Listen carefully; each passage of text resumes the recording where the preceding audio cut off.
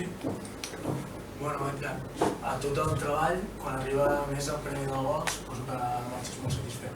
Sí, personalment content, però com sempre hem dit a aquest vestidor, la pinya que hi ha és el que fa que el treball de tots al final vingui la recompensa jo. I molt contents per treure els 3 punts, que el partit al final semblava que l'havia posat complicat, tot i fer una primera part crec que bastant bona. Y bueno, nos quedamos eso, los primeros 3 puntos aquí a casa en la afición y a seguir endavant. Vale. Ricardo, ¿qué ha cambiado un poco de tu situación de esta temporada al año pasado? Se te ha visto muy bien en pretemporada, estás teniendo protagonismo ahora. Sí, cuando he llegado ha sido un poco duro, la integración y todo eso, pero ahora bien, he empezado de 2-0 y quiero continuar así, ayudando al equipo.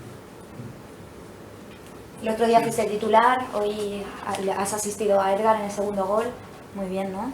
Sí, creo que sí. Yo trabajo todos los días para jugar y después el entrenador lo sabe si de inicio o después, pero continuando así, trabajando e intentar jugar lo máximo tiempo posible. Edgar, heu demostrat que tot i el cop de l'Espanyol al gol, una mica injust, heu seguit confiant en vosaltres i heu acabat aixecant el partit. Sí, com ja l'any passat ja es va veure a final de temporada, el grup humà que vam crear, això fa que tingui aquesta ambició, aquesta gana, aquest equip, aquest grup, vestidor, té molta gana i així, al final traiem uns 3 punts molt importants, que com bé dius havia posat molt complicat, i això, la setmana que ve primer tenim ara el partit de Copa del Rei, encarar-lo també amb molta il·lusió, treure també l'eliminatòria endavant i després ja quan de l'Hospitalet en parlarem. Nos vemos.